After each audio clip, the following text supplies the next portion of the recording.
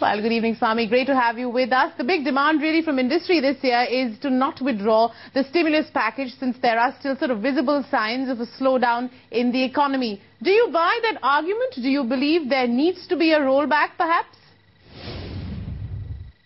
This is certainly industry's point of view. I think it would be very short-sighted of Pranab Mukherjee to give in to that. You cannot have a situation where the budget is constantly being used as a tool to force-feed industry. The world over, I mean, we are supposed to be getting out. I mean, the recession is over. It was over quite some time ago. So you can't be continuing on the basis of ever cutting and giving more and more to industry. Sorry.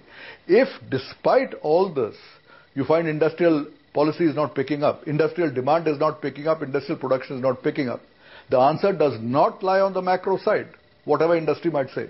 The answer lies in a whole lot of individual micro policies. You need to fix those. The country needs a lot of reforms, both at the state level, at the municipal level, and at the central level. We need to make a number of changes in the ease of starting a business, ease of getting a construction contract. We need greater reforms. Greater reforms on the labor laws would unquestionably result in a huge spurt in labor-intensive industries. We could do a lot to legalize hawkers on the roadsides, to legalize lots of other activities which currently are criminalized. So there is a huge amount that we can do to spur industry, to spur consumption, and that has very little to do with the macro situation. So it would be very wrong to have the idea that, the central government has to keep cutting taxes just to fix all these other problems that are lying unfixed. Okay, let's talk about the other two big reforms that everybody is sort of looking for clarity on. It's the GST and the DTC. What's your sense? The GST especially seems to be sort of stuck in a political crossfire. It's unfortunate that such an important tax measure is being held hostage to politics. But that is the reality of the situation. So while it is the most desirable single reform, right now it is not up to Mr. Mukherjee, it's not up to Manmohan Singh. It really is up to that larger political issue. And I would not be surprised if it is not resolved until the next election. As far as the DTC is concerned, the direct tax code, well, originally there were very substantial quasi-revolutionary proposals for change. Most of them have been taken back. The changes that are now proposed are really small print proposals. So broadly speaking, that will be like business as usual with a few minor changes here and there. Swami, what about divestment? We are going to get nowhere close to the 40,000 crore divestment target set last year. But market sentiment is much better right now. Do you think the government will set a more ambitious divestment target this year? Well, we have seen this year that setting a target has nothing to do with achieving it because so much depends on the sentiment in the market. I do not know what the sentiment will be in the year ahead. I mean, things have started off well, but already there's trouble in Greece. If there's a Greek default followed by a Portuguese default, you can get a very serious Eurozone crisis, which drags down global sentiment for a full year. So I would not make any optimistic assumptions there. It's dangerous, difficult territory. On the other hand, the Supreme Court judgment on 2G, in effect, they are saying you are going to once again auction the 2G licenses.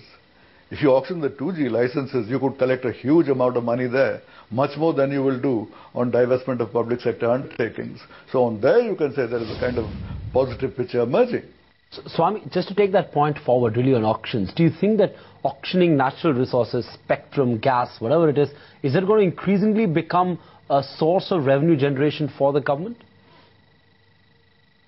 In a long run sense, it will unquestionably increase revenue. But you have to get your act together on organizing the auctions. I mean, I find our procedures are so dilatory that just to organize an auction, they seem to take 6 months, 9 months. So if you take so long for an auction, then the revenue bonanza will get put off to later years. So you need to speed up. You need to have a system where you're able to organize auctions, make an open announcement with at least 3 weeks notice for everybody, make it very clear and transparent, and then hold them quickly, cut one after the other. Then yes, you would definitely get more money out of that. But fiscal deficit really, Swami, is the big worry, isn't it? What is it that you'd like to hear from the finance minister sort of addressing these concerns on the ballooning deficit that we're seeing? Oh, definitely I would like to see him increase the service tax and excise duty from 10% to at least 12%. I would like to see the service tax shift to a short negative list regime. I would like to see announcement that there is the nutrient-based policy for fertilizer is extended to urea, so that there is a fixed amount of fertilizer subsidy during the year, and beyond that any changes are paid by the farmer. I would like to see the decontrol of diesel, decontrol of LPG, decontrol of kerosene, substituted by other schemes. So, all these would be ways of limiting the amount that goes out. Right now, the fertilizer subsidy and the implicit oil subsidy, they're open-ended. Any increase in international prices and our subsidy straightaway just goes through the roof. So fiscal consolidation is not just about items on the budget. You also have to take care of the problems that arise when global prices rise. And if you don't have fixed subsidy for the year, then your budget goes out of whack. So you need to shift from the idea that the prices are fixed and the subsidy will increase correspondingly no matter how much. You have to shift out of that to there's a fixed amount of subsidy. We will definitely give this to help the consumer. But beyond that, all price fluctuations, I'm afraid the consumer has to pay. Swami, but having said all of that, we're going to get nowhere close to the 4.6% fiscal deficit target for FY12. What about FY13? What do you think the government is going to budget for the next fiscal, and what are the chances of us actually meeting that target? No, in the first place, having seen what happened last year, to believe the government's projection, you'll have to be very naive. Even when the government projected 4.6% last year, lots of independent fellows looking at the figures say it will probably be 5.6%, which indeed is probably going to be the case. So what will Pranab Mukherjee project? I imagine once again he'll project something like 4.6% and say, I'm now going to come down.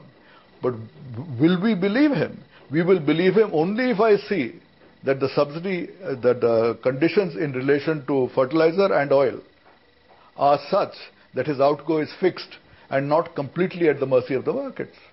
I mean, suppose, for instance, tomorrow Israel bombs Iran. Price of oil goes to $140 a barrel of oil. If you don't raise your prices, then just the subsidy that the government will have to pay will become 200,000 crores, 300,000 crores. So you can't say it is impossible to decontrol. Excuse me. It is very possible. It's decontrolled country after country the world over. So don't say it can't be done in India. Just say that we are creating a culture where governments are fighting shy of this. And at some point it has to be done.